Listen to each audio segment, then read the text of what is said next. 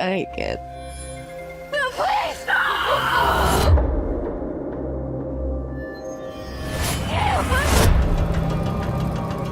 Up the road, there's a place stuck in time.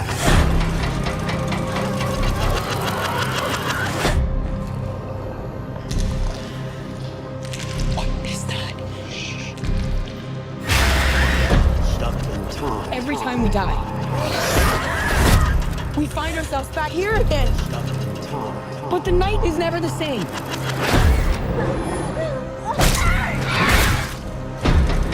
We're here again.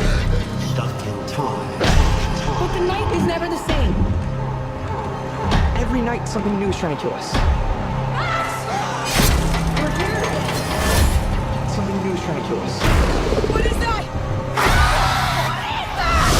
We're here again. If we want to survive, Oh my God. we have to make it until dawn. I want out. We're here again. Until dawn. Please let me out. Have to make it until dawn. Please let me out.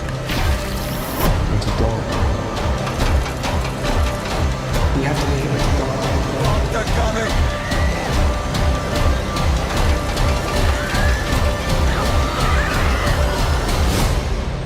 Up the road, that's where people get into trouble.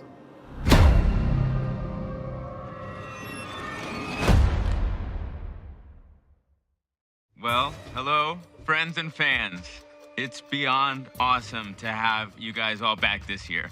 Not all video game remakes are recreated equally. For every genuinely game-changing Final Fantasy VII Remake or Metroid Zero Mission, you have comparatively more surface-level restorations like 2018's Shadow of the Colossus or 2020's Destroy All Humans. Until Dawn fits firmly into that latter camp. Its colourful cast of horny teenagers and spooky snowy mountain setting have never looked better, but its gripping life or death decision-based gameplay is more or less identical to how I remember it from the 2015 original. The general lack of gameplay improvements and noticeable performance problems are a poor trade-off for what it offers, and that makes it tough to recommend, particularly since its premium price makes Until Dawn seem less like a must-have bit of moonlit murder and something closer to a case of daylight robbery. I'm so sorry.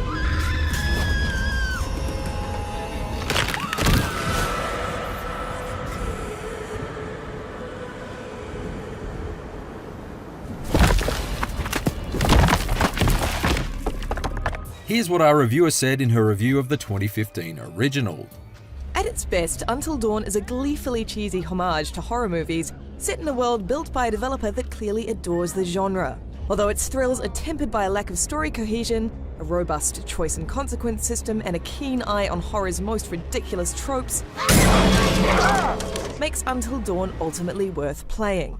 That sentiment still largely rings true. It's basically the same game after all.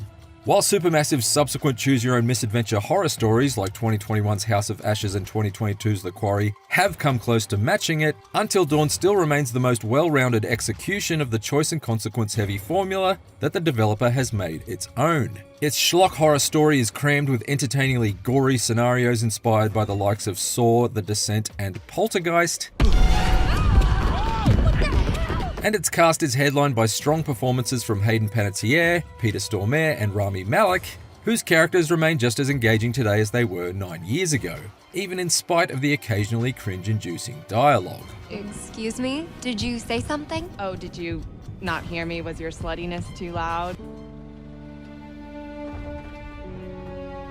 While the cast and remote Blackwood Pines setting remain the same, everything has been rebuilt in Unreal Engine 5 for this remake, and it shows in ways both good and bad. There's no question that the higher quality textures and dramatically improved lighting combine to give this interactive slasher film a considerably more realistic edge. Did you see this view? I mean, holy cow. And there are a number of welcome environmental touches like snow that visibly crumples underfoot, and the rays of a setting sun that are reflected in the window glass of a gondola. However, these enhancements come at the cost of a frame rate that's often every bit as shaky as the freaked out teens on screen. And at its worst, this rebuilt Until Dawn is also prone to coming apart completely, like a serial killer's victim on the sharp end of a saw blade. I managed to make it through my full playthrough without ever being unceremoniously bumped out to the PlayStation 5's home screen, but another member of IGN staff reported no fewer than 6 crashes within the 8-hour story's opening half.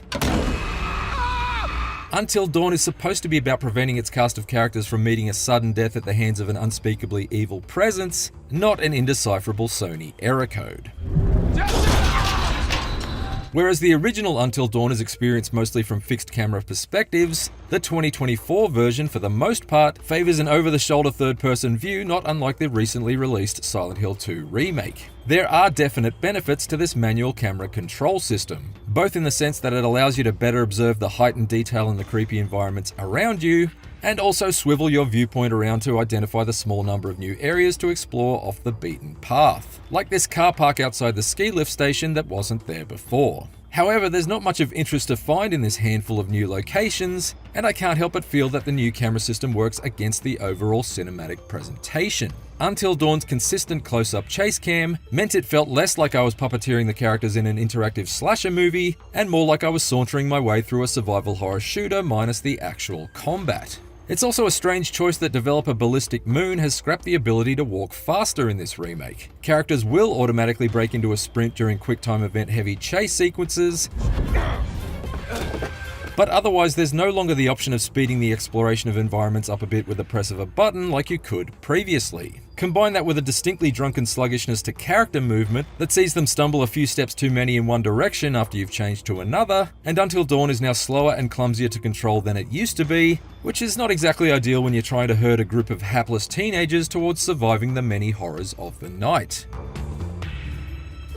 I killed him! I killed him! The sloppier movement also makes it more of a chore to scour your surroundings for totems. Collecting these scattered Native American artifacts once again gives you brief glimpses at potential character fates, only this time their placements have been reshuffled, presumably to make finding them more of a challenge for returning players. That's all well and good, but I wish that actually triggering the premonitions hadn't been turned into such a fiddly process. In the original Until Dawn, you found a totem, flipped it over to see a character's potential death, and then moved on. Now you have to pick the totem up, then slowly shift it up and down and swivel it left and right before a tiny glimmer of light appears somewhere on its surface, and the vision is finally revealed. It just feels annoyingly unwieldy. A bit like trying to retrieve a pick from an acoustic guitar after you've accidentally dropped it into the sound hole, and really only serves to needlessly drag out what was previously a fairly immediate and straightforward process. This token totem twist is pretty much the only new gameplay mechanic of note. Aside from a slightly lengthened prologue and a new post-credits scene that hints at the possibility of a sequel, Until Dawn otherwise features all the same choices, QuickTime events, and potential character fates that it did previously, and the crowd-friendly pass-the-controller co-op gameplay introduced in later Supermassive Games adventures sadly hasn't been retrofitted in here.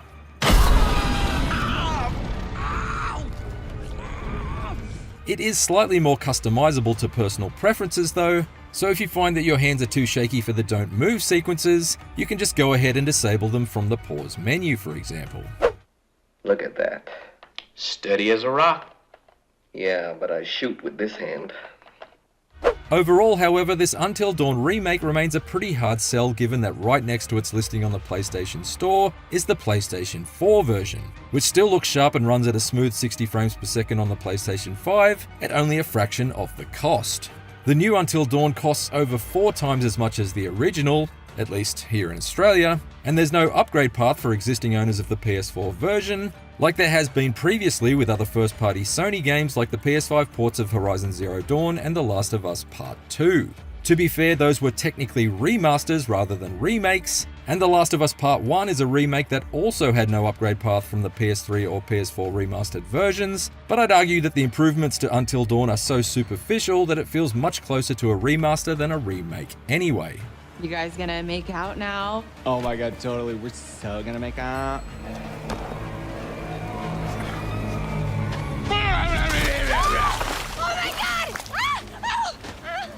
This remade version of Until Dawn features a substantial visual upgrade that brings it in line with some of the best looking horror adventures on the PlayStation 5. And Supermassive's definitive horror story is just as gory and schlocky as it's ever been. No! gotta go, okay? However, its cinematic flair is slightly undermined by the new over-the-shoulder camera, and it suffers at the hands of a frame rate that's choppier than even the most caffeinated of axe murderers. Movement is noticeably slower and more sluggish than it used to be, and the handful of new gameplay features like the pointless totem-turning minigame are unwelcome and don't even come close to justifying this remake's premium price tag. Never mind the 8 potential victims to be found inside its cabin in the woods. If you're still determined to play this half-hearted horror remake, you should at least wait until it's the price that is slashed instead. For more IGN reviews, check out our verdicts on Undisputed and Metaphor ReFantasio, and for everything else, stick with IGN.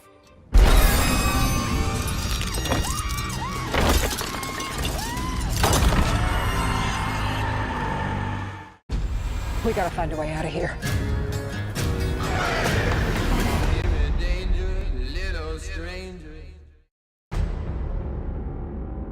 You wanna tell me where the hell we're going?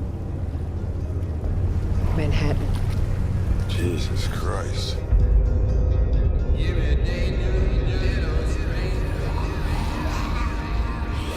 Can you at least tell me what the hell you're doing out here?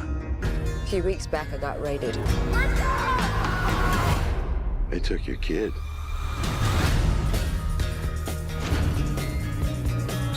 Have you seen this man? Goes by the name of Negan. Give me danger, little stranger.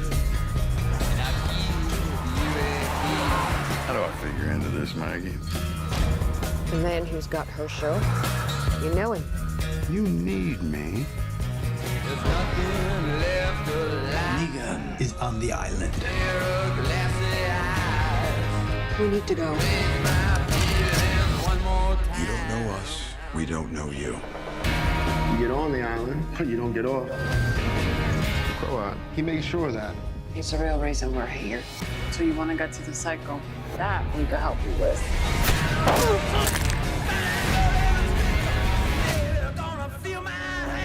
We get him to tell me where my son is, and we kill him. I swear you're gonna feel my hand. What the hell is that? Don't know why you with that man I'm looking for. But I will get to you. The ending is all that matters. We gotta find a way out. I think you're gonna like it here. Give me danger, little stranger. It's a broken world, Michelle. Put it together. We couldn't do anything. The Walking Dead: The Ones Who Live marks a strong welcome return for previous franchise anchors Andrew Lincoln and Denai Guerrera. The spin-off is emotional, gripping, and very wise when it comes to explaining where their characters wound up after they peeled off from The Walking Dead. That's paramount, right? Not just explaining their long absence and what Rick Grimes and Michonne have been doing, but also, in a way, justifying their departures from the parent series within a story that tricks us into thinking everyone involved knew what they were doing the entire time. The Ones Who Live accomplishes this in spades, though not without falling into some tired storytelling traps. I have to keep trying. I won't stop. I'm getting there. I'm getting home. Guerrera's Michonne is a revelation in this mini-saga. In an almost meta manner, her headstrong and heartstrong love for Rick fights back against what could otherwise be frustrating, unnatural plot devices. Every time she runs into one, whether it's characters avoiding the simple conversation that would solve their problem, or someone taking an exceedingly noble route rather than a plausibly human one, Michonne is there to smash these cliches down in the dirt. This is not the answer. It must end. Lincoln is in top form as well, playing a fundamentally shattered Rick. His anguish is key to all of this. After Lincoln left The Walking Dead, viewers had to reckon with why Rick never returned from flying away in that Civic Republic military helicopter. Something must have gone horribly awry. Rick's a tooth and nail fighter, and it would seem like no force on Earth could stop him from getting back to his loved ones. Addressing these questions is the monumental task of The Ones Who Live, and the show nails it. It takes us through the agony, the defeat, the shame, and the cerebral rewiring that happens to the traumatized. And through the first 4 of its 6 episodes, it all makes for some moving full-circle Walking Dead. Your phone, you know what it says? The Japanese? believe a little bit longer. The miniseries also gives us our first, actually interesting immersion into the CRM. We've met this Three Circles A's and B's army before, on both Fear the Walking Dead and The Walking Dead World Beyond, but without Rick there to immediately answer the most burning of questions, it all just felt like stalling. No, we really didn't want to know more about the group who took Rick, just give us Rick and tell us his story. I'm trying to save a friend. A friend who saved me. During Season 9 of The Walking Dead, fans wondered if the CRM was the Commonwealth, the antagonists of the comics' final arc, and subsequently the show's too. But it wasn't, which made their existence even stranger. Why present a villainous group that's way more powerful than the actual endgame? There were many missteps with The Walking Dead's final years, and this was merely one of them. Fortunately, between Dead City, Daryl Dixon, and now The Ones Who Live, vastly superior Walking Dead TV is at our doorstep. Too little too late? Hard to say, but these shows are fine dining compared to the prison food of the Commonwealth arc. And The Ones Who Live has an advantage on its predecessors. Lincoln and Guerrera are the best performers in the franchise.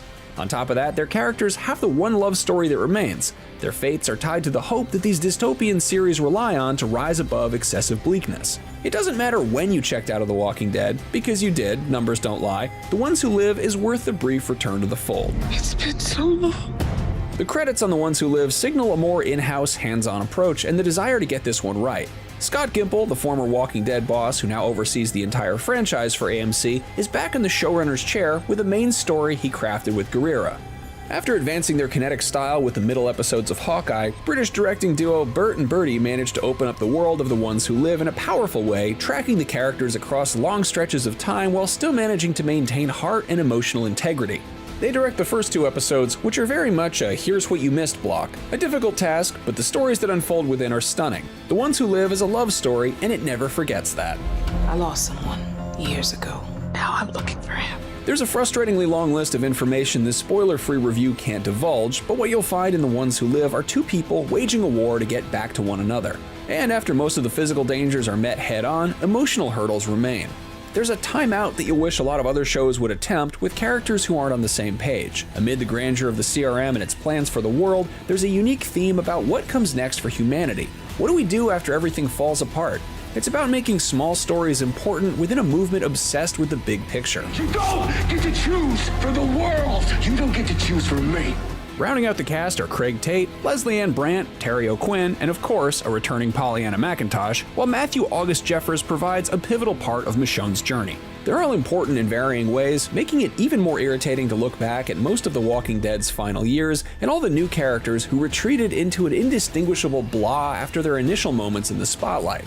The Ones Who Live is focused on telling a complete tale with little wasted movement, showcasing how much you have to scrape and claw to find and foster true love and intimacy in a world dedicated to survival at all costs. With powerful performances from its 2 leads, The Ones Who Live is an honest, arduous love story, pitting Rick's stubbornness against Michonne's stubbornness in a battle to give proper closure to one of the few remaining hopeful things about the entire Walking Dead saga. The series hits the mark, save for a few instances where the plot demands unconvincing character choices. For those who've waited years for answers, The Ones Who Live is equal parts sad, sinister, and satisfying. For more on The Ones Who Live, be on the lookout for our FanFest interview with the cast and showrunners, and for everything else, stick with IGN. Why do you even think I'm gonna go along with all of this? Because everything will change.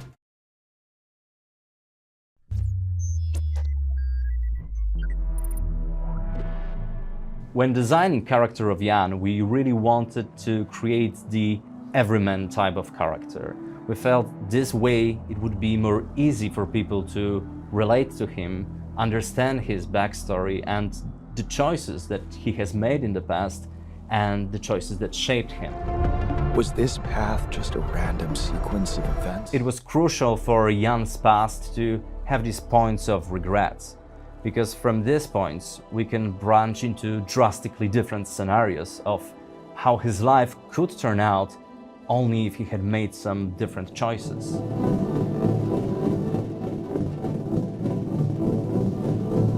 We needed to build a variety of Jans, not only for gameplay reasons, but also to create a compelling story of Jan and truly dive into the topic of what if question. And different alters, they have very different skill set that strongly affects your strategy in the game. You can't create all possible alters in a single playthrough, so the decision on who you bring on board will affect the way you handle the base and how you handle your objectives. But having various sets of very different characters with different personalities, that will strongly affect our story, and it will generate very different dynamics between Jans. When it comes to how many alters we can create, when you look at the cover of the game, there's 11 characters, and I think it gives a good sense of magnitude, but we have some surprises up our sleeves about that, so I don't want to spoil the fun, and I think I will leave it at that.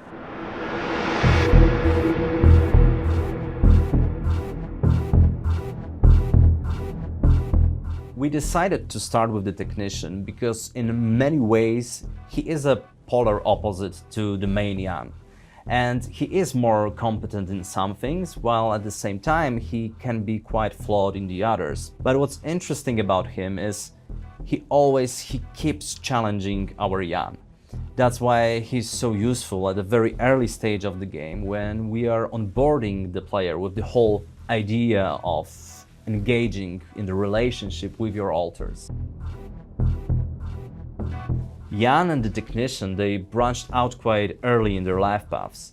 Technician, he stayed with his family, he stood up to their abusive father, and these are things that the main Jan, he didn't do, and they are one of his strongest regrets. That's why they serve so well as the main axis of his story.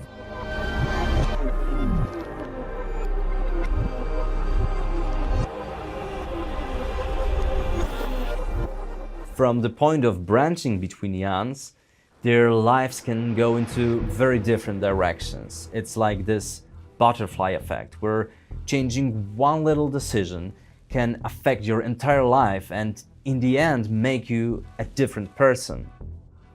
And those differences in personalities are crucial to understand if we want to manage our crew effectively. Different Jans can react to our decisions in different ways. For example, one of them can expect us to be mission-oriented and focused on efficiency, while the other might require us to be more of an empathetic leader. And pleasing everyone won't be easy, if not impossible. The alters have their emotional state that affects how they work, how they behave, and if it's not managed well, it can lead to some drastic results, including rebelling against us. We can influence their emotions by our economical or strategic decisions, but also through interactions. I'm serious. You stood up to Dad. I didn't. Oh, really? And what did you do? Just stand and watch him take it out on Mom? The big part of the game are dialogues, and actually every dialogue choice in the game, it affects the emotional state of our alters. So we need to be really careful when talking to them. Understanding their personalities, who they are, where they are coming from, it is crucial because different approaches can work better with different alters. In that case, why don't you just kick back and take some time to get used to your music? Okay. The more Jans we create, the more different dynamics between them are generated. And that can of course lead to fights, arguments. We have a chance to intervene or pick one of the sides. For example, alters can argue about the quality of food in the base. One can think we should invest in a better quality food, while the other thinks that this is a waste of precious resources. So every time we make a promise, we need to make sure we can fulfill it. Otherwise, there will be consequences.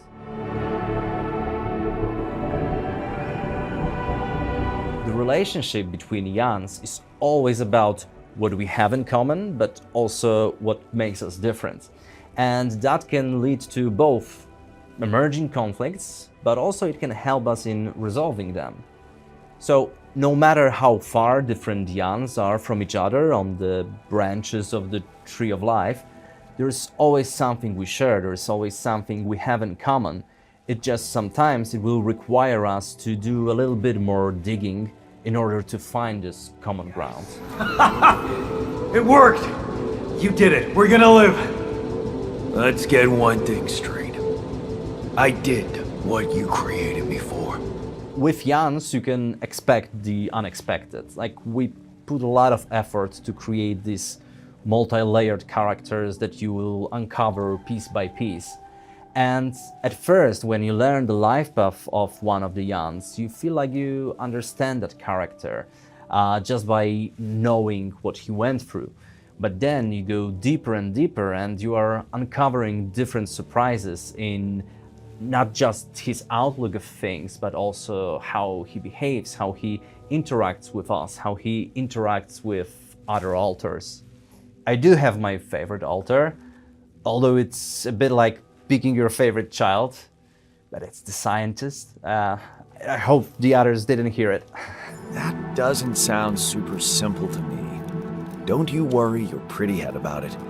Remember, you have me on board. Between alters, there is this topic of what is going to happen to us. Like, what is our future?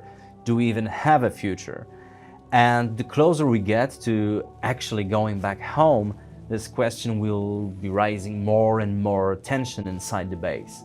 And different alters, they are different people, so they have different outlook on this topic. That will be putting more and more pressure on us as a captain on how are we going to handle this. Something we knew very early on in the development was that we don't want to allow to create multiple versions of the same alter. First of all, cloning was never really a topic of the game for us, and we felt like multiplication of the same character is extremely interesting topic on its own. It's just not something we wanted to talk about here. We didn't want for the players to treat alters like units in the game or mindless NPCs. We wanted to treat them as real people. So we felt that increasing the number of them might in the end reduce their significance as individuals.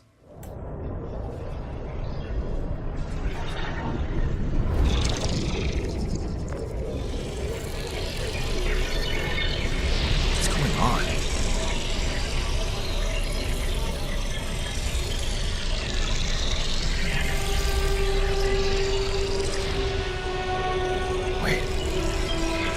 I recognize this.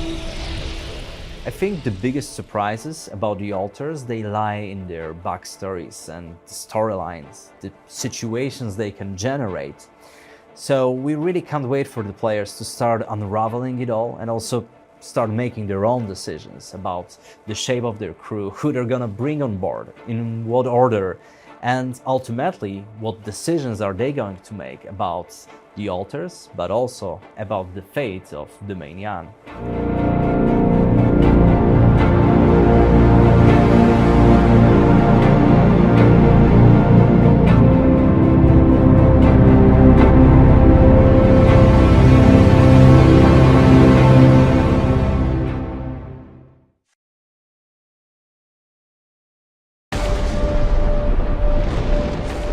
Okay, in you go. Stay safe, brother. Diver, in the water at 300 feet. Bell, do you copy? Comms check. Comms check.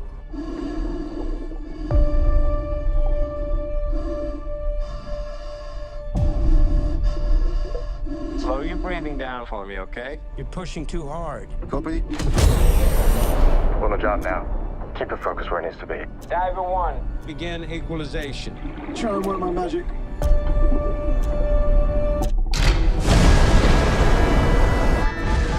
The thrusters have gone offline. How many? All of them. The ship's moving. Get out of there. Right now. Copy that. A snag! There is no more slack. That's everything I've got! The ship's not drifting. Chris has become our anchor. That's never gonna hold. Chris, on me! What happens now? Your umbilical, it's gonna snap. I will come back for you, but you have to get yourself back to the top.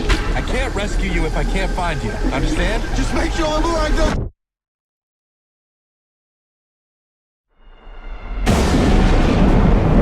Where's our power? Dead in the water. We're drifting out of control. How much gas does he have left? Not enough. We're gonna be too late. It's a body recovery now. No, it's not. I'm not losing a diver today.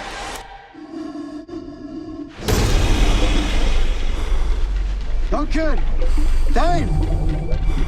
I can't see you!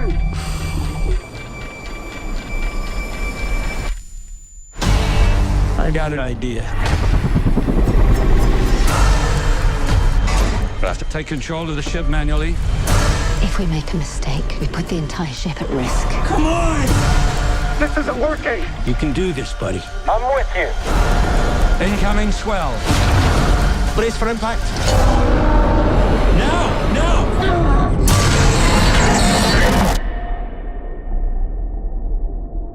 Chris! Diver! Where are you?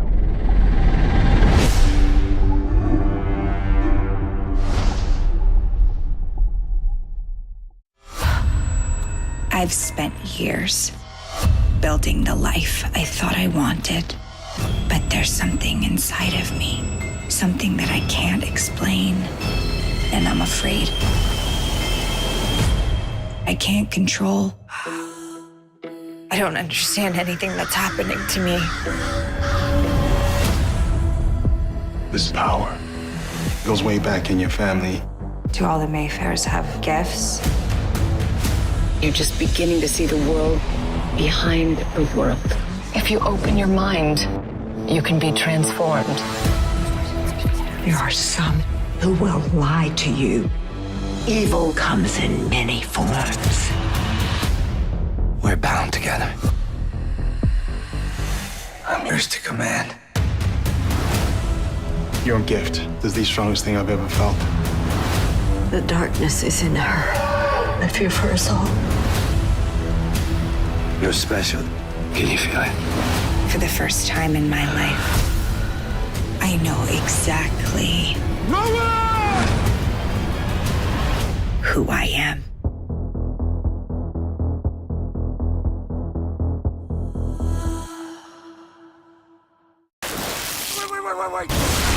In all my years as a licensed mortician, I've never seen anything like this. That was ridiculous.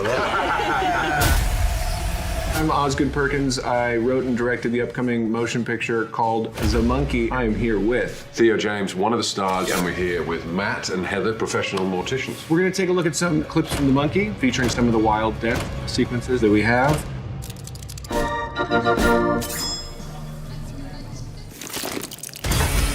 I assume a really sharp knife could do that. Yeah. Right? Really? Have you ever had a head? Yes. Absolutely. There's a famous case where the head was removed and then the woman's eyes followed the man around the room for like a couple of minutes. Is it a thing that a head keeps talking? No, absolutely not. You know, the last guillotine in France was 1977. Trampled by a stampede of 67 wild horses in a sleeping bag on a camping trip. It looked like someone had drop-kicked a cherry pie. Would you be able to bury that with an open casket? Not quite. But say this happened, they bring the body to you and they say, we'd like to still do an open casket. What do you do? Sculpture. Yeah. Put it inside the skin. Yeah. A friend of mine, I had to rebuild his face. Old skull. Holy sh**.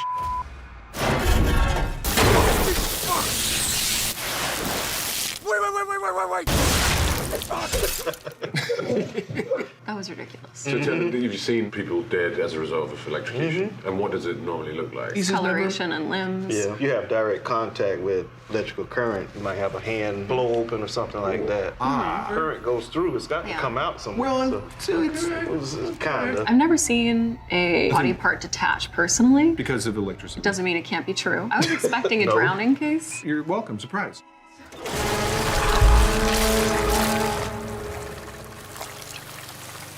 There would be that amount of arterial spray. That's why it was funny. You'd have to stand there a long time. See, where's this gonna go? This is still painful. Happens every day.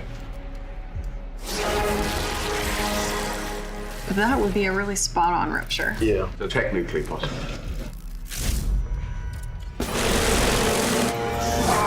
You just sat in the car. Have you ever had the dead body expelling air? Do they fart? All the time. Worst smell in the world. The fart of a dead body is the worst smell in the world. That's what we've learned today. Go see The Monkey in theaters February 21st. We'll comp them tickets. We better. Come on, baby, let's have some fun. It's a toy monkey? It's evil. It's basically the devil. Now stop me if you've heard this before, but horror? It's a pretty good genre for exploring trauma. It's a truism that Longlegs writer-director Osgood Perkins elevates with equal measures of nuance and brute force in The Monkey, an explosive, delightfully gory adaptation of the Stephen King short story of the same name. As a film, The Monkey shares much in common with its dastardly namesake. It has a wonderful, creepy design that belies complex mechanics working many levels beneath the surface. Is it any wonder that this was produced by James Wan, a man who's introduced us to a number of creepy puppets and playthings? A premise as deceptively simple as if you wind up the monkey, someone brutally dies, leaves a lot of room for error, or for the gnarly kills to be the only thing that anyone remembers. But from that setup, Perkins builds a multifaceted roller coaster of a midnight movie that elicits as many laughs as shocks or gross out gags, and succeeds at both animating and skewering the power that death holds over us all. It must be vanquished. Why don't you vanquish it, huh, Bill?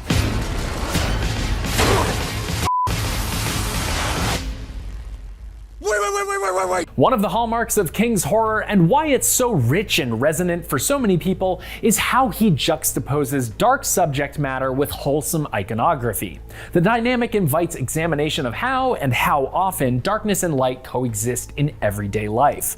Perkins has an uncommonly strong grasp on this blend, which acts as the monkey's North Star. Tone is a hard thing to nail down in any genre, but for horror comedies especially, failing to create and maintain a strong voice that serves both genres can be lethal. Perkins honors King's work by keeping the humor and the carnage shoulder to shoulder for the entirety of the monkey's ripping 98 minutes. It's a tightrope he walks from the very beginning. The opening scene quickly demonstrates the threat at hand by way of a straight-faced airline pilot played by one of Hollywood's most reliable straight men, Adam Scott. The prologue begins with genuine tension as the captain insists that the monkey's evil should be taken seriously. Soon enough, someone's been killed by harpoon, and Scott is screaming into the night while doing fiery battle with the monkey. And my jaw was on the floor at that point. This sequence introduces the monkey's bizarre loose energy before the title even hits the screen, as the best opening scenes often do. When the monkey resurfaces in 1990s New England, the thin veil between life and death has become the driving force in the lives of the pilot's twin sons, Hal and Bill Shelburne.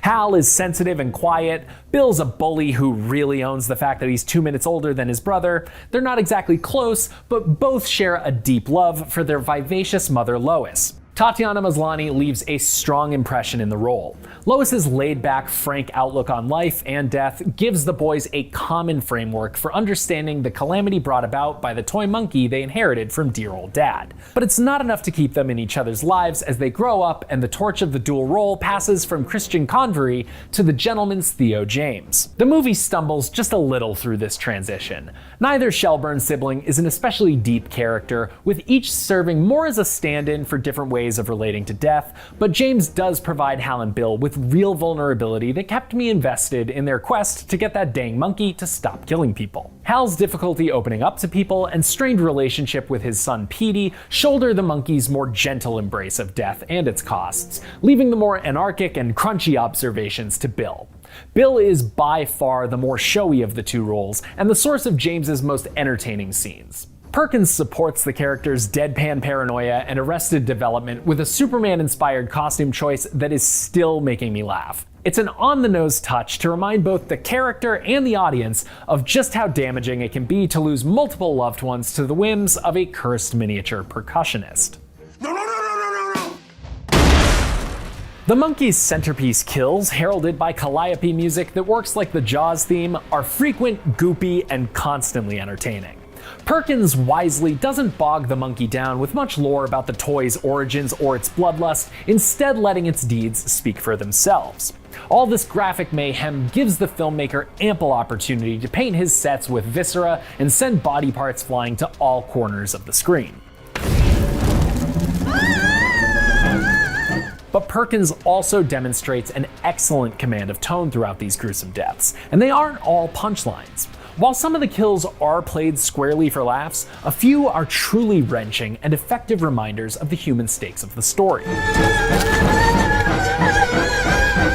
The deaths are usually so violent that they're over in a flash, which not only keeps the monkey humming along, but also reinforces its central notion that life is fragile. You never know when a hibachi knife is gonna fly through the air and end it all for you.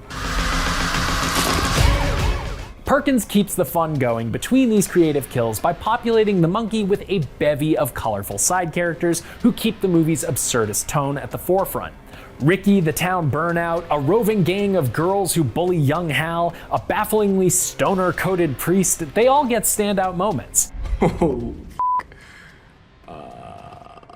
There's even a full cheerleading squad that celebrates a coroner taking a corpse out of a house. The kooks on the periphery of the Shelburne story all have unique voices that appropriately pose the question, what Stephen King book did you walk out of? It was Skeleton Crew, by the way. You'll recognize the little stinker on the cover. Whoever controls it controls life and death. The monkey marches to the beat of its own bloodstained drum, and it is an irresistible rhythm to groove to. Osgood Perkins and his cast balance the horror and comedy inherent in the movie's silly premise exceptionally well, and the surreal, absurd touches the Longlegs director adds to a world sketched out by Stephen King only help to set it apart from less imaginative, body count-obsessed movies. The evil influence of the titular IGN cursed Fan toy Fest results in 2025 blockbuster is showcases for fantastic gore effects that, when paired with the film's surprisingly gentle stance on the inevitability of death, affirm how potent horror comedy can be when executed with a strong perspective and a willingness to get weird. Thank you for watching. For more movie reviews, check out what we thought of Wolfman and Peter Pan's Neverland Nightmare. For everything else, keep it right here on IGN.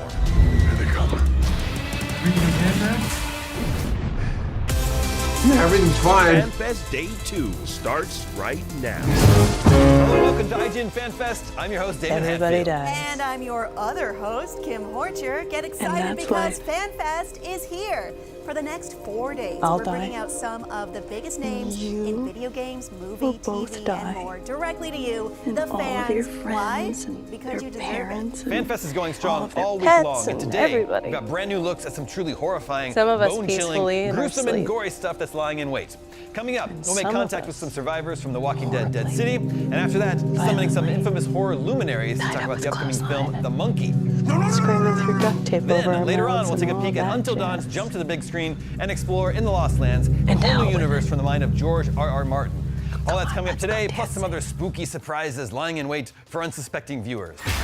Now, in case you missed it, yesterday... Welcome to Geek Media, a brand new podcast network from IGN Entertainment, where we celebrate games. Time to begin our Game of the Year. Tech. Do the same results at 20 watts. And entertainment. Welcome to IGN We connect you with the stories, voices, and topics you love. I love Soul Calibur. Banger fighting game series. I wish it would come back. Geek Media is an ever-growing collection of some of the biggest and best scripted, and you cease to exist. and unscripted podcasts in the world. We were talking about a Spider-Man video game. It's not like, a 401k or anything. And they're all told through a vibrant audio community that celebrates and empowers the geek in everyone. Absolutely adored that game. I think it's one of the best.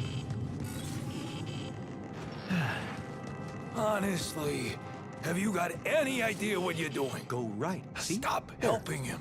It only shows how hopeless he is. Guys, you're acting like you're any better at this. See? Got it. Now, off to the base to create another one of you. Nut jobs. There. You hear that? Whenever there's an obstacle, the first thing that comes to your head is, let's make another more competent Jan. All right. Relax. Yeah, what a boomer. I'll make it. Boom. Oh my god. Unbelievable. You know you can fast travel once you establish a mining outpost. You're giving him too much. Guys, shut it, okay? Or I'll turn this thing off and you're all going back to work. Come on, try again, Jan. There'll be a whiner. Damn. Look, all right? Jan is handling things. You think Jan has time for your pet talks? Pause for a second. Disgusting. Should I point out that we have an equivalent of 12 Earth days before the sunrise? Zoom out, if you may. The base is a mess, and we don't have repair kits. Oh, you hear that? Okay. I can see room for improvement here. hold on. Maybe you could build something useful for a change? Like that Oh, there, greenhouse? Jan. You remember that gym you promised? Hey, That's not a bad idea. No, scroll up. We need some quality food. Keep your hats on. It's my decision. Are you fucking serious? Unbelievable. Just have the courage to say no to idiotic ideas. Hey, it's not my fault Jan made me a scrawny wimp like he is. Screw this. I'm heading out. Maybe what? The rest of you can complain all you want. Planning on running away from your problems forever? It's not like he ever listens to us anyway. There's no food, by the way. See? That's because Jan doesn't handle shit here. Okay, I've had it. Ah, crap. The alarm again. This is your... Get off my back, Can't you see we're heading for disaster? I told you this was a bad idea. We have to save this base now. Screw this. I'm leaving. Oh, where? There's a magnetic storm outside.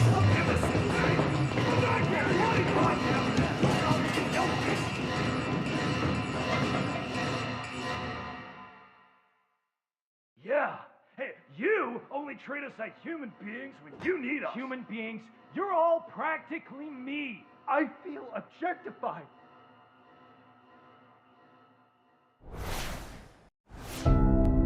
There was no guide for what we had to do, no manual for leaving a world behind. But even we knew we couldn't take everything with us. Some things were too fragile to follow. I left behind my greatest creation, a guardian, a caretaker. Its hands shaped to nurture, its heart programmed to protect. It works tirelessly now, crafting vessels from the bones of a broken world, sending sparks of life into the void. The task I gave it was impossible, but isn't that what hope always is? Why does the sun go on shining?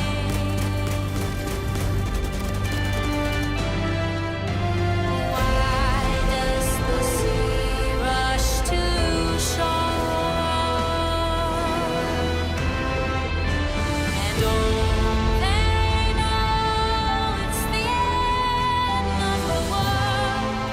It ended when you said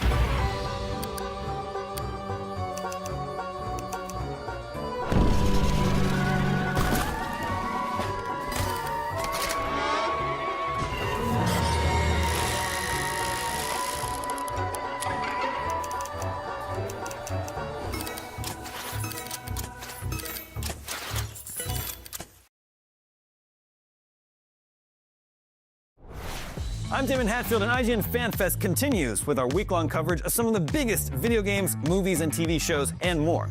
We bring you brand new looks. Yeah, make way for greatness. Sibley, come on. Sorry.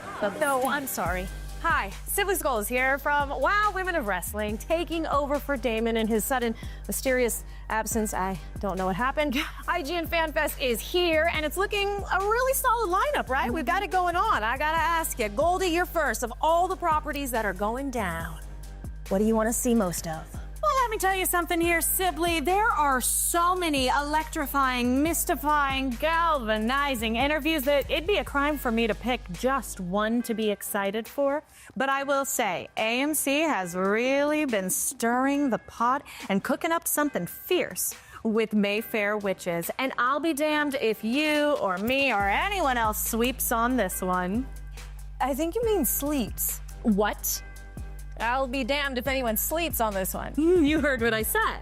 Oh. Okay, you know what? Let's hear what I have to say. While you're all fixated and bickering about one show, you might want to look ahead and think about the bigger picture.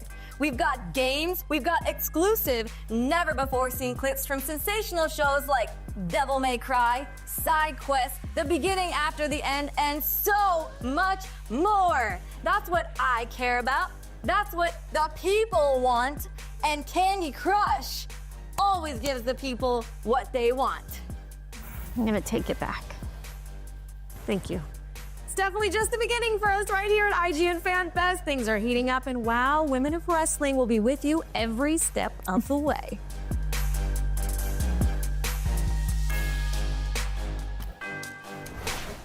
How has it felt coming back to horror after that sort of sojourn into superhero cinema? I was so ready for it.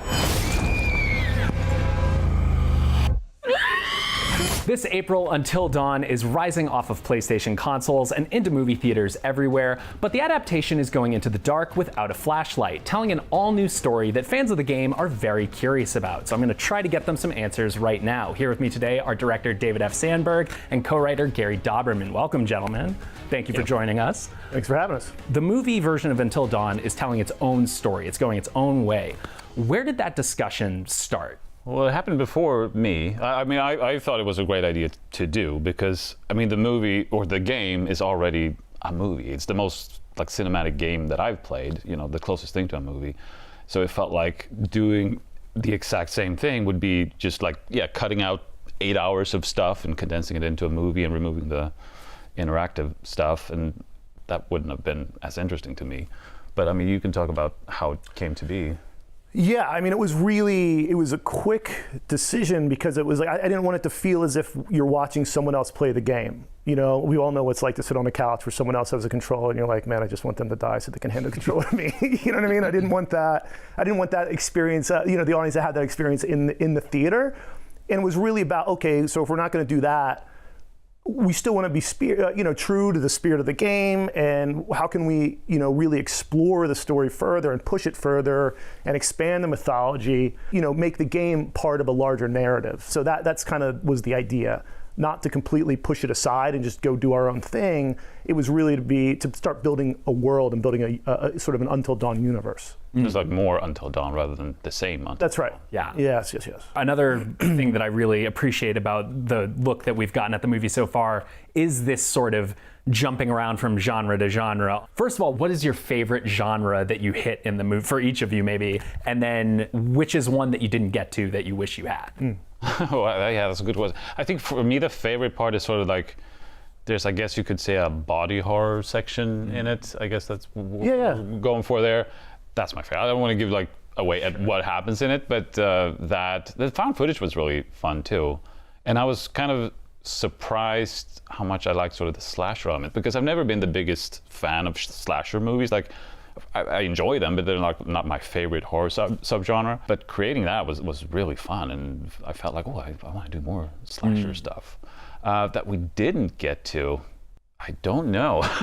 we hit some really fun ones.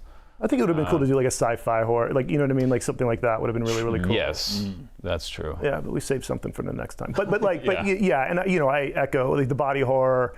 I thought one of my favorite horror movies is Descent, and I think we have an element of that in this that I really, really like and really enjoy. So that was fun to be able to play around in that world a little bit. What? It's still in my face! Can you give us any hints as to the in-world reason for the genre shifts? It would be a bit of a spoiler, but it sort of has to do with sort of what's mentioned in the movie is what's scarier than not knowing what comes the next day. You cannot prepare.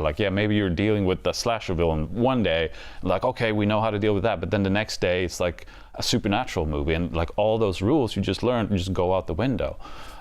So it has to do with keeping people as afraid as possible. The answer lies with Dr. Alan Hill, who is in the game and is in our movie, and sort of that connective tissue from one to the other. And I think he has the answer to the question that you're That's looking very for. interesting. Yeah. There's something in the game that is obviously a central part of how that game is played, which is choice. It's cause and effect. How does the movie represent that theme of the game? Well, that's what I think you guys did so brilliantly in the script, with having this sort of the day sort of starting over, but not in a Groundhog Day kind of way where it's it's the same thing over and over again, but it's different nights every time, you know, different things trying to kill them, different villains, and like, so they can't really learn from what's happening in the same way as in movies like that.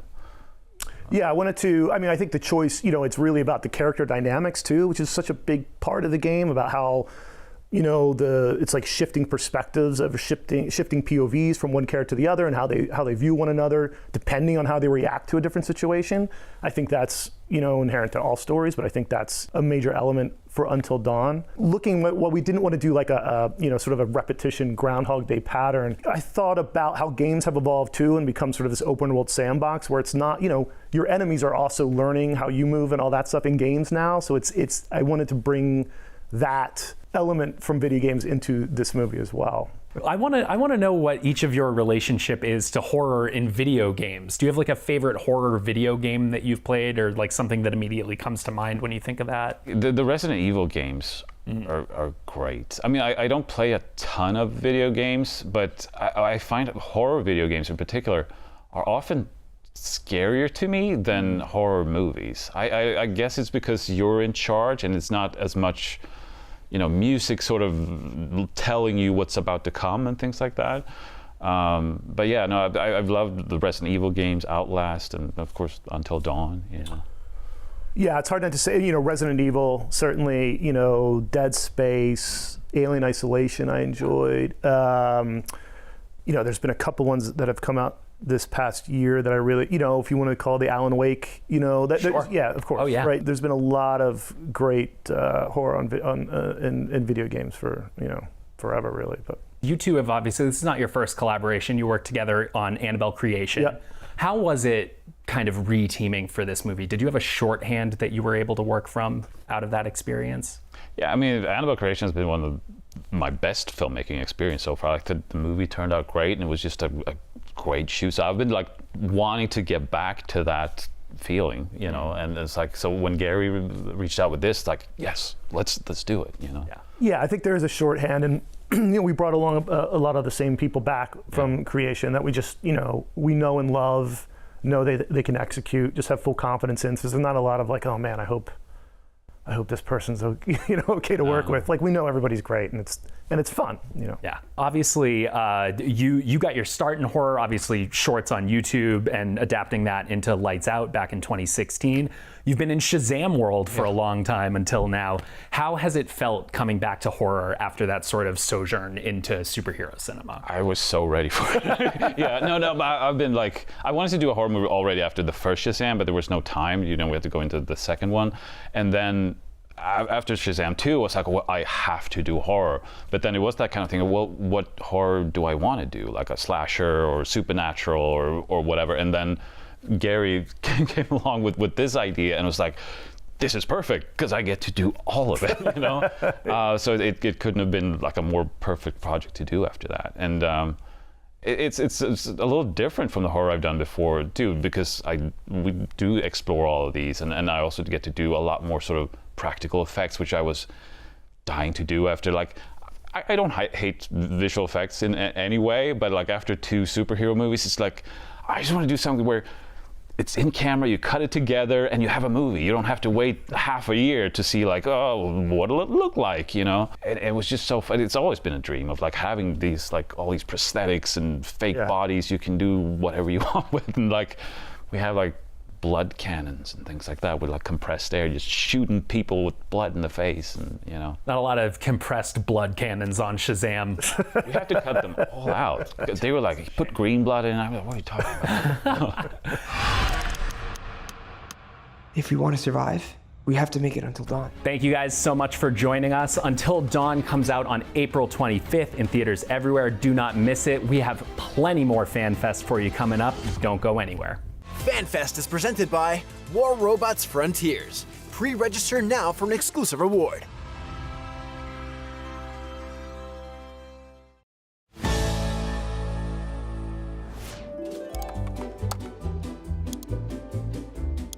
IGN Plus is where your adventure begins. What are you selling? Plus is the place to get unlimited access to all the tools you need to beat your games. Here's what you need to know for bringing down Gloomspawn. Plus, awesome exclusive discounts on IGN Store. Maybe this would tease open your money pouch. Plus, ad-free browsing on IGN.com. Plus, unlimited game help tools like premium interactive maps with your own custom map markers, filters, marker notes, and more. This will come in handy. Plus, access to sweepstakes, giveaways, and free game keys. Wow. Exactly.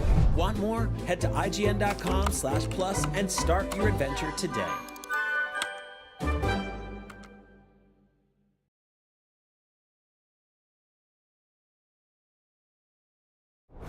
IGN Store has it all.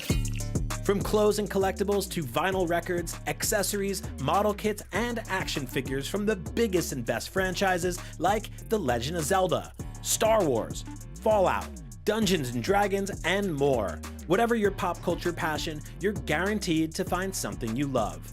There are new and exciting products hitting the store every week, like the Wasteland-ready Fallout Vault 33 hoodie, which pairs perfectly with the working wearable Pip-Boy. Plus, high-quality IGN Store exclusives like the powerful and spicy Star Wars Darkside Hot Sauce by Truff. We've even got merchandise for you to rock while tuning in to the IGN shows and podcasts you love. Or cap off a long day by relaxing to the soundtracks of your favorite video games, like Cyberpunk and The Last of Us. And the best part? You don't even need to leave the house to go there. Just head to store.ign.com and start shopping today. The IGN Store. You deserve it.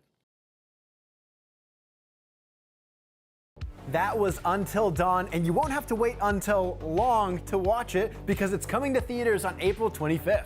Up next, In the Lost Lands is a new fantasy film based on the works of George R.R. Martin. It manages to bring together some of the best things on earth like witches, werewolves, Mila Jovovich, and Dave Bautista and turns them loose in a gnarly post-apocalypse. Don't believe me? See for yourself. Here's In the Lost Lands. Hey IGN, this is Mila Jovovich. And Dave Bautista, and we're here to bring you an exclusive action-packed sneak peek at our new film, In the Lost Lands, directed by Paul W.S. Anderson from a short story by George R.R. Martin. In the film, I play Grey Alice, a powerful and feared sorceress who is sent into the Lost Lands by the Queen in search of magical power. And accompanying Grey into the Lost Lands is her guide, Boyce, played by me, and together we must outwit and outfight both man and demon. Which we do. In the Lost Lands opens nationwide in theaters on March 7th. We can't wait to share this adventure with all of you. Friends of yours? Yeah, I don't have many friends. Me neither.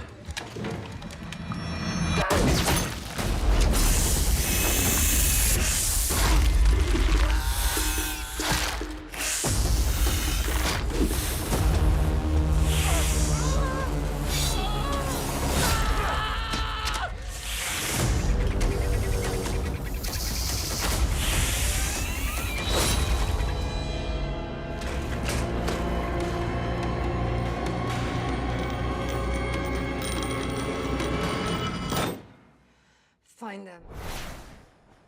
In the Lost Lands is a fantasy action movie adapted from George R.R. Martin's 1982 short story. Here to tell us all about it is the man himself, George R.R. Martin. George, thank you so much for joining us.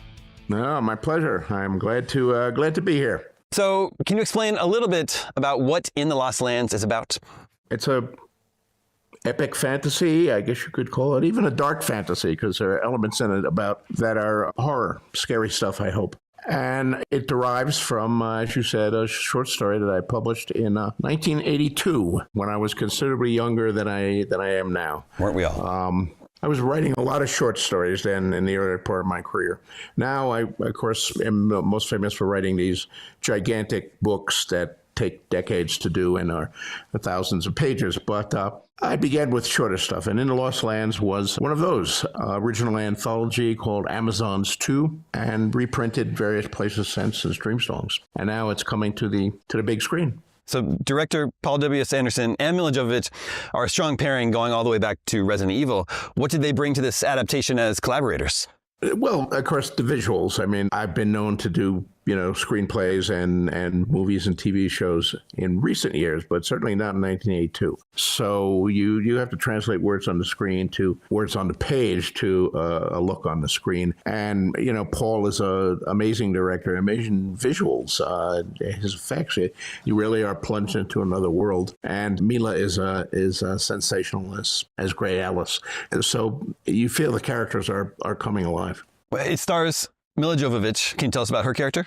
Sure. She's Grey Alice, who's the central character, a sorceress in a future world. It could be maybe post-Holocaust, maybe post some magical thing, but it's a world that's been devastated, and the cities are mostly ruined. Most people are dead, and there is an area outside of one of the kingdoms called the Lost Lands, where if you're smart, you don't go. But Grey Alice goes anywhere, and she has magical powers, and she's someone that other people come to hire her to do a spell or to get something for you. However, you do business with Grey Alice at your own risk, because she can deliver things, but sometimes there's a bite for them. So there's a saying, you can buy anything you want from Grey Alice, but you'd be smarter not to.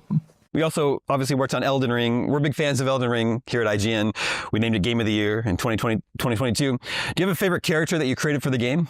Not really. I mean, what they wanted was when they came to me from Software, they wanted the world. They knew the Elden Ring, the action of Elden Ring that the players would get into would be in the, quote, present, but something had created that present, had created that world. So where did that world come from? And, I've done a lot of world building, most notably on Westeros and the backgrounds of A Song of Ice and Fire and Game of Thrones. And I like doing world building. So what had happened 5,000, 10,000 years before the current day action in Elden Ring that led them to that place?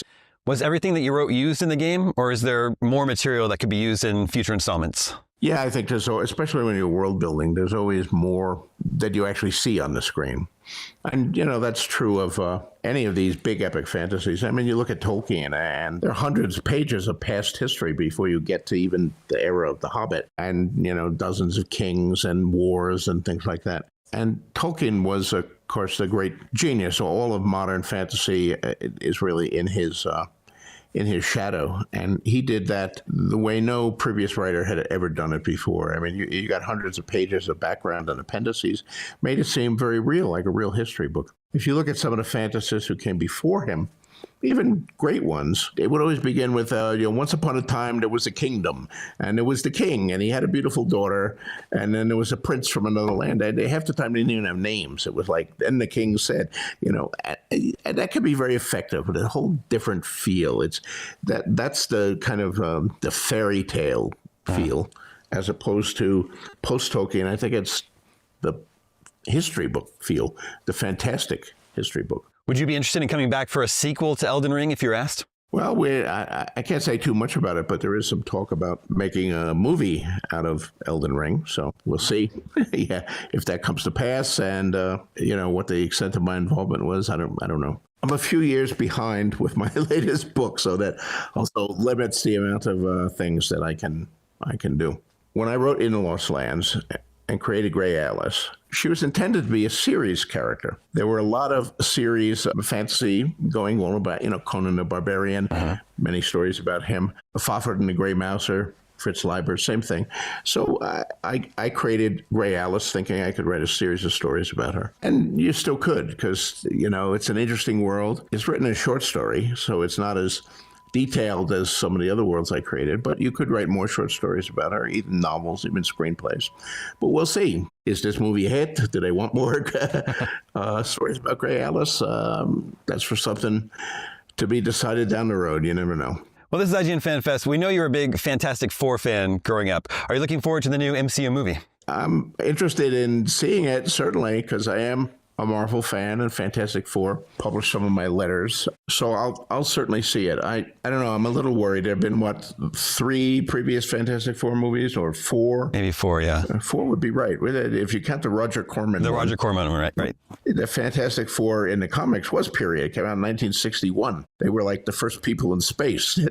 They were before the Mercury Project or any of that stuff. And they haven't done that with the preceding movies. They've contemporized them. So, yeah, I'm still a comic book and fantasy geek, I'm afraid, deep down. We'd love to hear it. Thank you so much for joining us, George. In the Lost Lands is in theaters March 7th. We have lots more FanFest to come, so don't go anywhere. FanFest is presented by the Army National Guard, serving our communities and helping those in need. Are you ready to make a difference?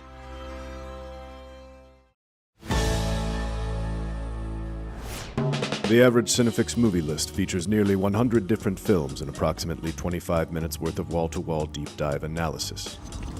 To simulate that pace for this 30-second ad, we're featuring 26 different films, and before you say it, no, that math does not check out. We're not math people, we're movie people. We can't even count down from 10 without ending up at, like, 96. Subscribe to IGN Movies and TV for more Cinefix movie lists. Bad at math, great at movies. Can't find that final collectible you're missing? IGN strategy guides and interactive maps are here to help. One step at a time. IGN guides are trusted by millions, easy to use, and best of all, free. IGN has the very best, most complete and accurate guides for Shadow of the Erdtree, Baldur's Gate 3, Tears of the Kingdom, and so much more. See? It's good, right? Every guide is tested and verified for you by experts. Just search for IGN when you search for guides.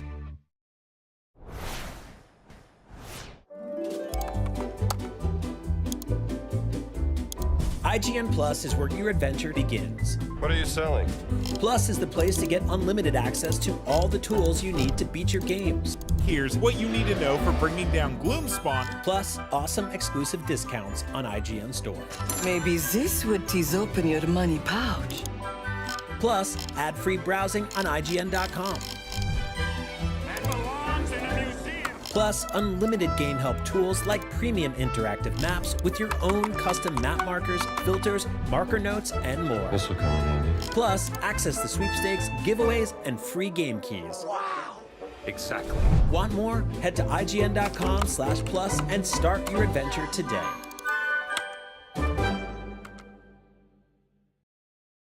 Hi there, FanFest. It's the best in show, Goldie Collins. But you already know me as the top dog from WoW Women of Wrestling. It's been an amazing showcase of game trailers and interviews, but IGN Fan Fest is just getting started. So sit back, stand up, or jump around. Whatever you do, just lock in. There's more Fan Fest right here on IGN. Hi everyone, I'm Alexander Daddario and I play Rowan Mayfair on Anne Rice's Mayfair Witches. We hope you've been enjoying the second season. Rowan is the heir to a dysfunctional family of witches with many dangerous secrets, and I mean they are truly dysfunctional.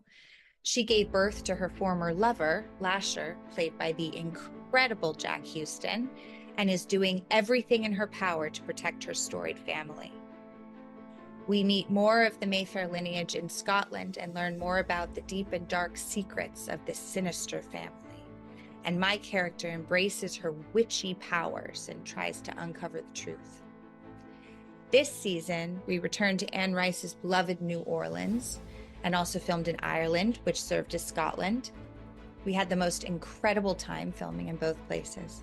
And as a special treat only for IGN Fan Fest, we have a sneak peek of an exclusive clip with Rowan and her father, Cortland, played by the iconic Harry Hamlin, from the final episode, airing on Sunday, March 2nd at 9 p.m. on AMC and AMC+.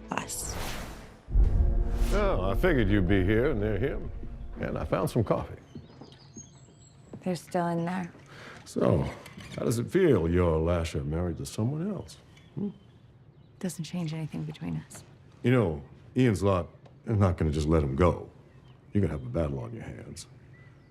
That's a battle you can't fight without losing your Lark.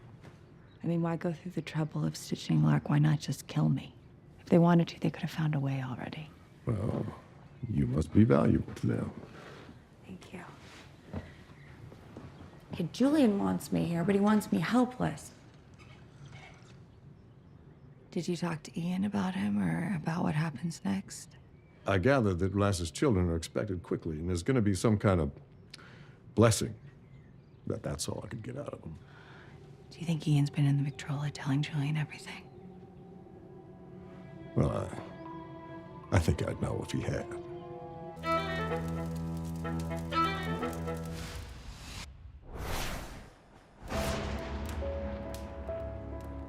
Over 300 stories.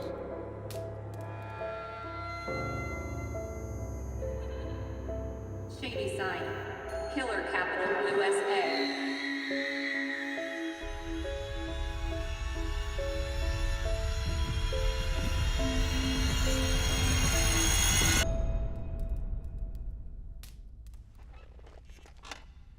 Most people would say that killing teenagers is not a good thing. But here I am, and here you are for another chapter of Fear Street. This is the night we've all been waiting for. Senior prom. Welcome, class of '88! You want to be prom queen. I just don't want you to embarrass yourself. This is Shady Side. Nice girls don't win. How do we get out of here?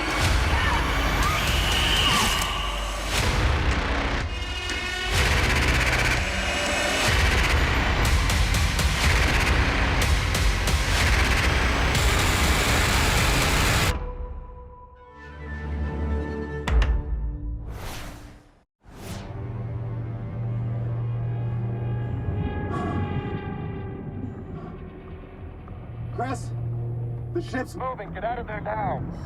What? Dave, can you repeat? The ship is moving. Get out of the manifold right now. Copy that.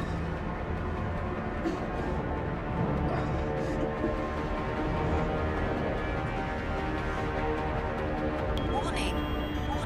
Dynamic positioning. I'm losing everything here.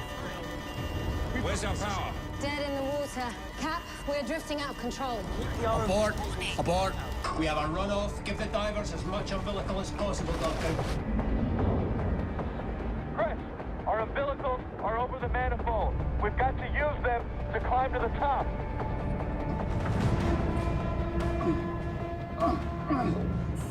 Chris, you've got to really move. Yeah, I'm coming.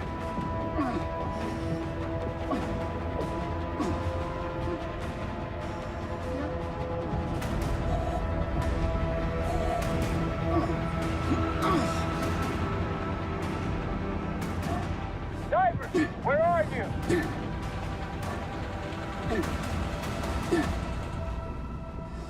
Diver 1, top of the manifold.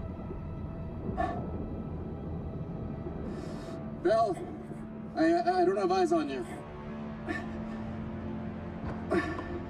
Diver 2, also on top.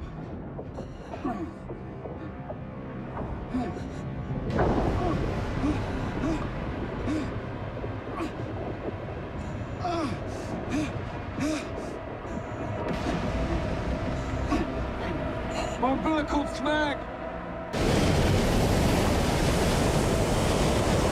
The wind's spinning us around. Power cable's about to give.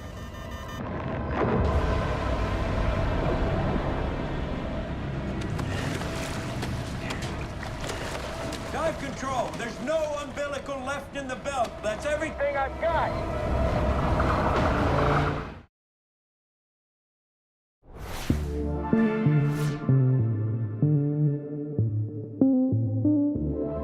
Thank you so much to the Women of Wrestling for crashing our show and taking over. You're all very nice for a group of people that could absolutely kick our butts. Up next, we've got an exclusive look at The Walking Dead: Dead City, which will give us an idea what horrible things are in store for season 2. Millions of walkers, obviously, but even in the post-apocalypse, something tells me New York rent is still horrifyingly expensive. The Walking Dead is taking another bite out of the Big Apple in season 2 of The Walking Dead: Dead City. And here to tell us all about what we can expect from the hit AMC series are stars Jeffrey Dean Morgan and Laurnen Cohan, who are also executive producers, along with big boss man of the Walking Dead universe, Scott Gimple. Lauren, Jeffrey, Scott, I want to thank you all so much for joining us here at IGN Fan Fest to tell us a little bit more about The Walking Dead, Dead City Season 2. We're already, is this 2 years in now? We're 2 years in. We're 2 seasons in. How excited are you all? Hard to believe. Yeah, we're good. On the precipice of 2 years. Many years.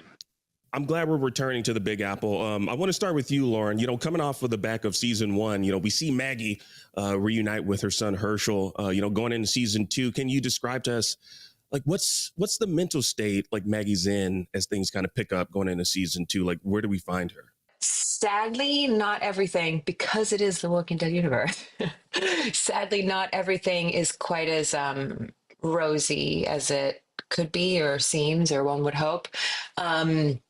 My son is still a teenage boy, and there's sort of these natural tensions of navigating just family life. And I've got Ginny in my care, and she's a teenage girl. And so there's this sort of like very relatable domestic dynamics that are playing out as we come back in season 2, on top of this apocalyptic world and trying to sort of eat and stay safe and sleep. So that's sort of where we find ourselves before another big bad thing happens. That we can't dive too deep into, I'm assuming, Scott. Well, there's so many big bad things that happen. You know, part of the joy of stories is, you know, watching them unfold. I mean, you're absolutely right. I feel like one character, though, Jeffrey, I'm talking to you. Your character has seen so many ups and downs, and you went from being like just a despised character to, like, I would say, like a fan favorite now. So I'm kind of curious, where do we find Negan as we move into season 2? Like, you got that barbed wire bat, Lucille. You know, what's the significance here with that bat, and where do we find Negan as we move into season 2? Well, we find Negan, I think, very much under the thumb of the Dama and Croat, and sort of on some ground he's not real familiar with. And he's going to try to flip that script, of course, but he's in a place that I don't think he's enjoying very much. Beginning of the season, we find him having a hard time, I think, with all of it. And, you know, he's always scheming and trying to figure out how he can get on top of the situation, but he finds himself in a hard spot. The Lucille of it all, I mean, what can I say? I love that thing. But I, as an actor, that's the only prop I've ever had my whole life that I enjoy carrying around with me, and it brought back very fond memories for me, not for Lauren. But it's a good exclamation point for Negan. Yeah, I was gonna ask you, is it true that you were overly protective of the bat while you were on set? Like, you wouldn't let anyone touch it? Or is that just a... Yeah, but I've always been like that with that one prop. I would let Lauren hold her. Yeah, Maggie gets her hands on it. But it's just a prop that, like, in between takes, I keep with me. You know, like, if I go to my trailer, she goes to the trailer with me. If I go and get a cup of coffee, then she's at craft service with me. Yeah, she has a chair. Yeah. Well, I mean, I guess it kind of just speaks to the how connected you are to the character, Jeffrey. Like, I mean, because, like, you know, as we all know, like, Lucille is that was the name of Negan's wife, and so, I mean, is that the kind of correlation that you kind of draw to it, that you're like this is like my baby? I think very much that it all goes back to Lucille, the wife, and then I think carries on more meaning, especially this season, getting it back. Is it good or is it bad?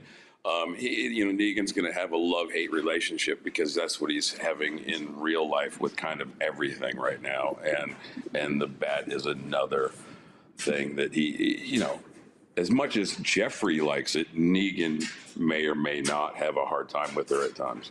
Well, yeah, I'm just glad that Lucille's back. I think fans are as well. We'll see how it all plays out in season 2. Now, Lauren, I got to ask you this: what's been your approach to the character as we've seen her go through so much throughout the various seasons of The Walking Dead and now in Dead City?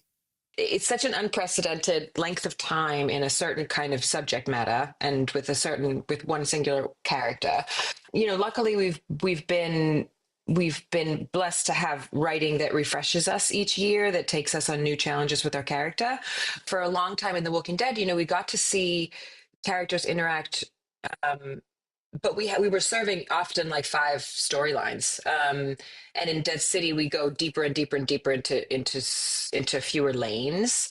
So I guess to answer your question, it has felt renewable, and it has felt renewed, especially this year. It has ironically become that much more real for me over these 15 years, you know. And it's also I've grown as a woman. I'm older than I was. I have more things that I feel that I want to protect. So that was a long answer, but I think that's been part of this thread of the journey for me with Maggie. I just think she's really grown as a woman. I just wanted to say, yes, you have. Mm-hmm. You know what? Thanks, I think Steph. you've both grown. As women. As women. You know what? You're absolutely right, Scott. I got to ask you this, Jeffrey, though. Yeah, your character has grown. I'm kind of curious to know from you, did you think that Negan would have lasted as long as he has? No. Yeah, no. When I joined the show, I remember talking to Scott initially, and you know, I think they wanted me for at least 2 years, but I didn't anticipate it could go on sort of further than that, maybe 3. And then look at me, I'm still hanging out. I feel very blessed to be here, by the way. But you know, Negan has had a roller coaster of a journey from who we met, you know, in season 6 to where he is now. There has been many iterations of Negan and him trying to sort of navigate this world. And I think that this show, like Lauren just said, I think has allowed us to kind of dig a lot deeper than we've ever been able to before, which is pretty cool.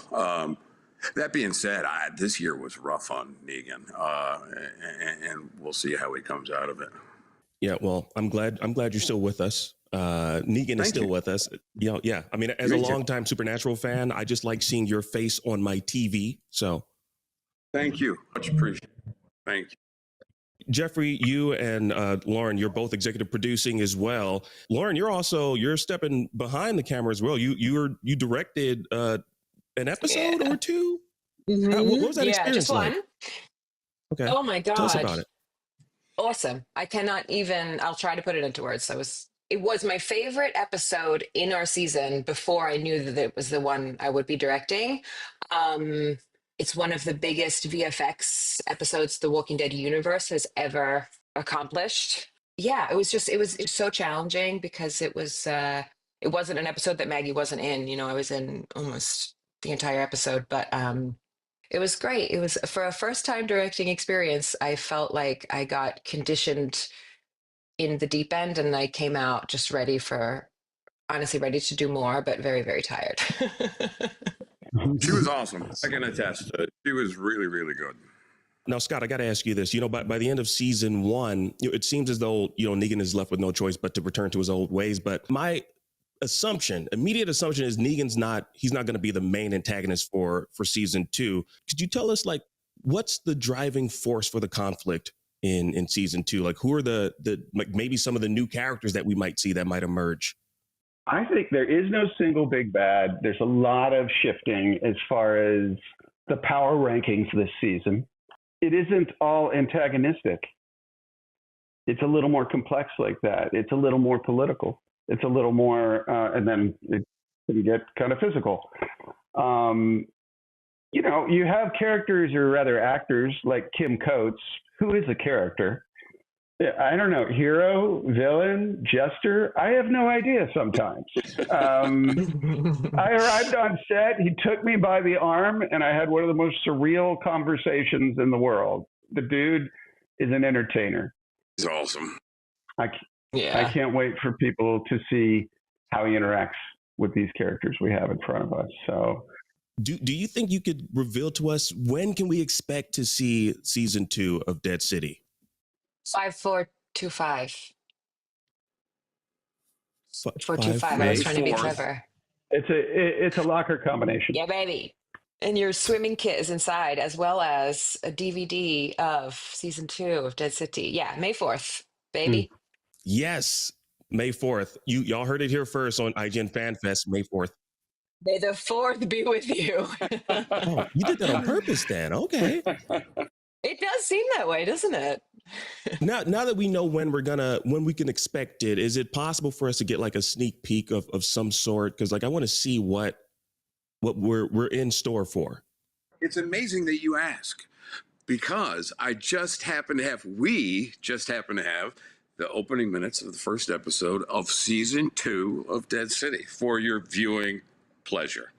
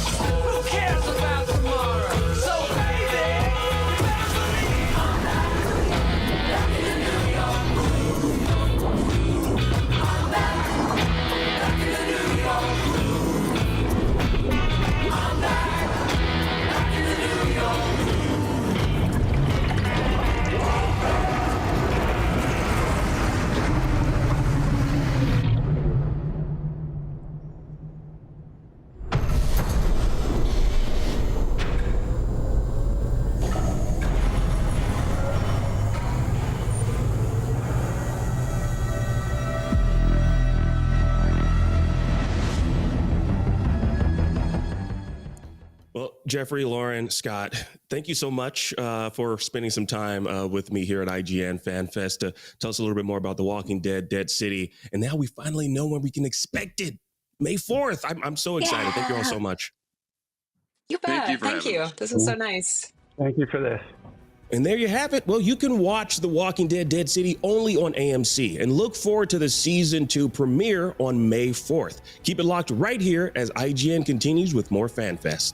FanFest is presented by Mecha Break. Open beta available now on PC and Xbox with crossplay.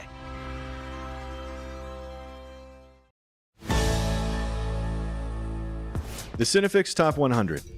A list so secretive even we don't know what movies are on it or where they rank. What do you mean you don't know? Each episode will reveal one of the movies. Did I rush it? Felt like I rushed. That was good. I liked it. Talk about why it belongs and finally find out where it ranks. Are you not entertained? Are any of the movies we've shown here even on the list? I have no idea, and it drives me crazy.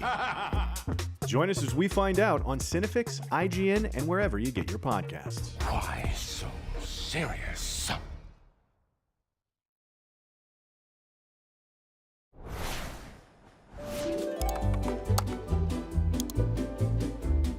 IGN Plus is where your adventure begins. What are you selling?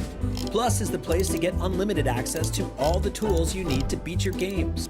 here's what you need to know for bringing down Gloomspawn. Plus, awesome exclusive discounts on IGN Store. Maybe this would tease open your money pouch.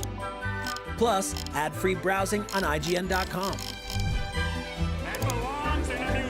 Plus, unlimited game help tools like premium interactive maps with your own custom map markers, filters, marker notes, and more. This will come in handy. Plus, access to sweepstakes, giveaways, and free game keys. Wow! Exactly. Want more? Head to IGN.com/plus and start your adventure today.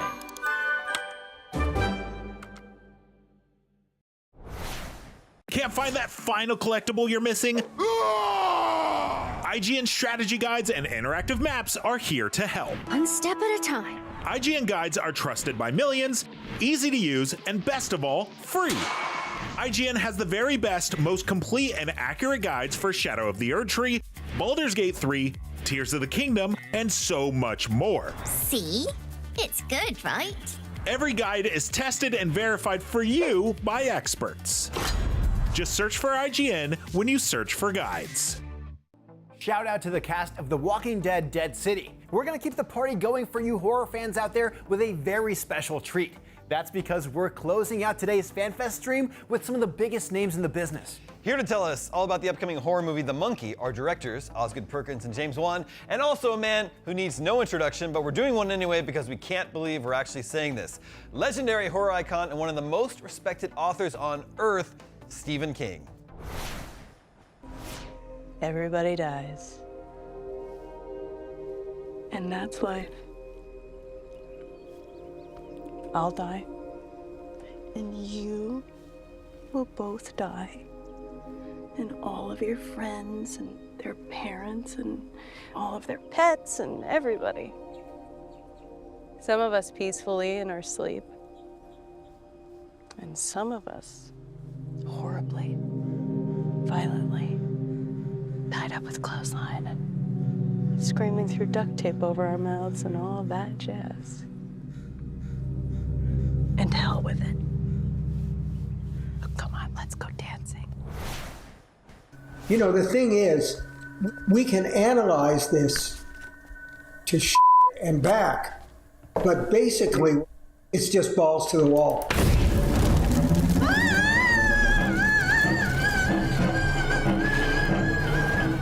Hello everybody, I am Tom Jorgensen and I am delighted today to be talking to the creative team behind Neon's The Monkey, writer-director Osgood Perkins, the producer James Wan, and of course, the author of the short story, Stephen King. Gentlemen, welcome. Thank you so much for joining us. It's a pleasure. As somebody that really loves adaptations of Stephen King's work on film, what makes The Monkey such a perfect short story to adapt into a movie? Just when you know, it's very rare when you can see the poster before you even start doing your thing. And I just knew that there's something about this monkey's face. There's something about toy monkeys that lives in the uncanny corners of the human psyche for some reason. And I just felt like as a recognizable entity, it seemed like an automatic, yes, I got to go for this, because, you know, when you get that much sort of assist from the material, you're kind of 10 steps ahead of the game. Like what Oz has just said, the sort of iconographic nature of the toy monkey itself, or let's not call it a toy, but of the monkey, and ultimately what it represents. And I think a combination of those two just really, speaks to my imagination too. I'm a big fan of sort of like, creepy haunted icons, and there's nothing more haunted than this particular object. Now, Stephen, do you find over the years, you've seen a lot of adaptations of your work, through the decades. Do you find that there are traits that those adaptations share when those adaptations are done well?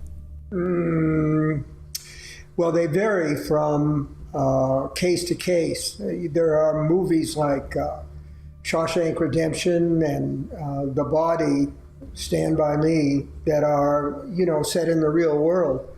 But the horror stuff, a lot of times it isn't all that successful, because I think people have a tendency to play it straight.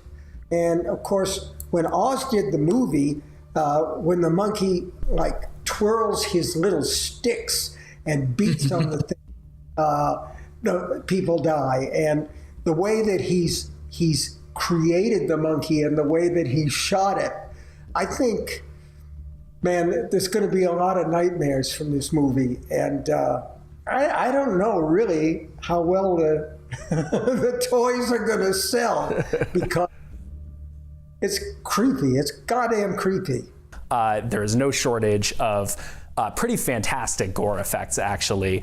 But it's also, contextualized in a way that it's very funny as well when a lot of these deaths happen. Can you talk a little bit about the difference between deploying gore in a way that's meant to get a laugh versus evoke sort of a scream or discomfort? Well, in developing the script and sort of mapping out how these deaths were going to work, it sort of just became one of the rules that I imposed on myself, that none of these deaths could actually happen. Like, none of them are physics legit. None of, like, water and electricity don't operate like that. You can't actually go through somebody with a Benihana knife. So I think as long as I kind of kept everything in the cartoon realm, for me, it was more like people dying in the way that Wile E. Coyote dies. Yeah. Right? Like, Wile E. Coyote dies 10 times in an episode, and bounces right back for more, and it's sort of delightful. Itchy and scratchy, same premise. So for me, it was much more about kind of how to position these encounters with death as being just like patently cartoon, and really just wanting to sort of come in on the shoulders of people like Robert Zemeckis and John Landis and Joe Dante, who had more. There was a playful element to it. There was never meant to. I never tried to sicken anybody, and I don't think we sicken anyone. I think we make everybody smile in a nice way. So, mission accomplished. Yeah, and Stephen, I know I kind of want to throw that to you a little bit, because I think when people think of maybe generally the idea of a Stephen King movie, they do think, oh yeah, gore and guts and blood and all this stuff. But what is it about how the monkey uses those things? I have to imagine that it delighted you. I think you called it bat-shittery of the highest order at some point recently. Yeah, I did call it that. And the thing is, humor and horror are Siamese twins. They're very close. I think that it stops being funny when it starts being you. And nobody is going to feel that they're involved with the characters in this the way that they are, say, with some of the characters in a movie like Stand By Me. It's more of almost like a creep show or a Tales from the Crypt kind of thing than it is a real scary horror movie like The Haunting. And, Oz is right when he says that the deaths are like Wile E. Coyote. Man, there are a couple of things in this movie that just made me howl. I mean, I just sort of hate myself for howling, but I howl nonetheless. I mean, there's a couple of things. There's a thing with fishing lures that you're never going to forget. You're going to see it for the rest of your fucking life.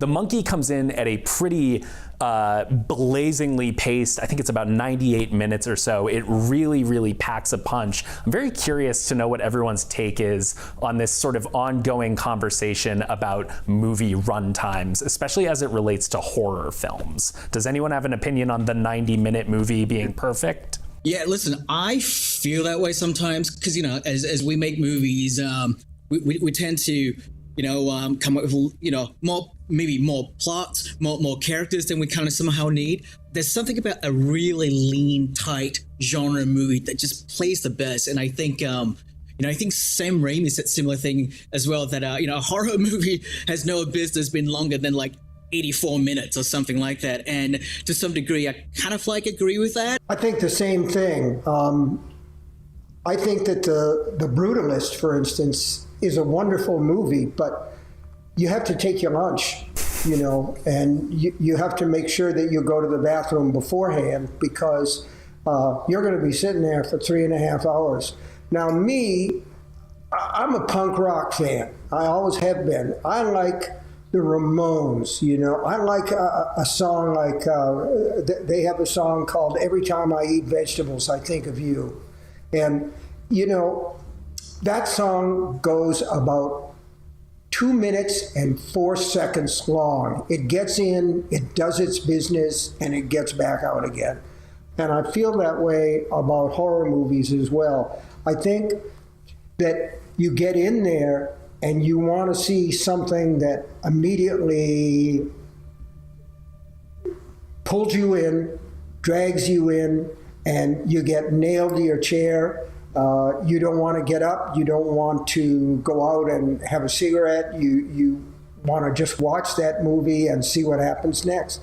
You know, if you think about telling a horror story is sort of like still telling a scary story around a campfire, or telling a kid a scary story before bed. And there's a certain pithy quality to that, right? Where you don't want to hang around and sort of tell, like, I'm going to tell a scary story around the campfire. Cut to 40 minutes, you're still telling the story, and everyone's kind of like, So I think there's an immediacy to the horror yarn, which works better. Barry Sonnenfeld, they asked him why. He said, Barry, why was Men in Black a hit? He said, because it was 89 minutes. And I love that. And it's such a perfect Sonnenfeld thing to say. But it's true, like the horror package is like a bullet, right? And as opposed to this sort of like sprawling pastoral thing. Well, there is, despite it being a pretty punchy runtime there is a lot to discuss about the movie. We are about to go into full spoilers about The Monkey, but obviously we don't want to ruin the movie for you. So make sure you head over to IGN.com for the full version of this interview. We have plenty more FanFest coming for you. Stay right here. Everybody dies. And that's life.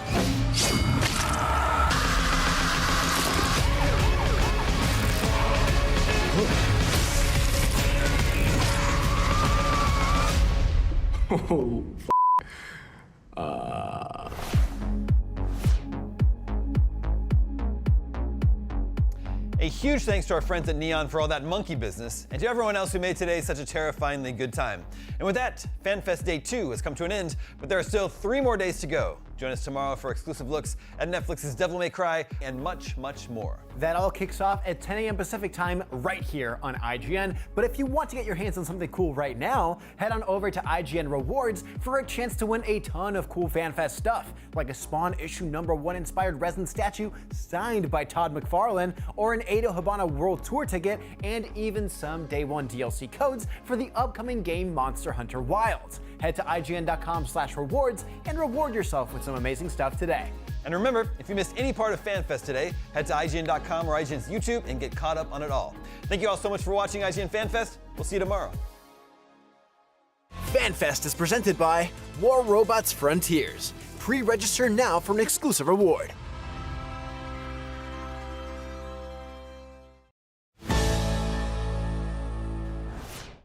Welcome to Geek Media, a brand new podcast network from IGN Entertainment, where we celebrate games. Time to begin our Game of the Year. Tech. Do the same results at 20 watts. And entertainment. Welcome to IGN Live. We connect you with the stories, voices, and topics you love. I love Soul Calibur. Banger fighting game series. I wish it would come back. Geek Media is an ever-growing collection of some of the biggest and best scripted. You just kind of, and you cease to exist. And unscripted podcasts in the world. We were talking about a Spider-Man video game. It's not like, a 401k or anything. And they're all told through a vibrant audio community that celebrates and empowers the geek in everyone. Absolutely adored that game. I think it's one of the best platformers made. We're building a global community of of enthusiasts igniting growth and creativity across every platform, and we invite you to join the conversation. And hey, when you're here, everything is better. That's why Geek Media is everywhere you are. We reach over 490 million people every month across 110 countries. And with over 83 million followers across every social media site, you won't have to go far to find us. Hey, what's up, Super Ninfrendos? We got this locked down. You can tune into any of our shows on Spotify, Apple Podcast, YouTube Music, or wherever you get your podcasts. We can't wait to geek out with you. Geek Media. Behind every story is a geek. Can't find that final collectible you're missing? IGN strategy guides and interactive maps are here to help. One step at a time. IGN guides are trusted by millions, easy to use, and best of all, free. IGN has the very best, most complete and accurate guides for Shadow of the Erdtree, Baldur's Gate 3, and so much more. See? It's good, right? Every guide is tested and verified for you by experts.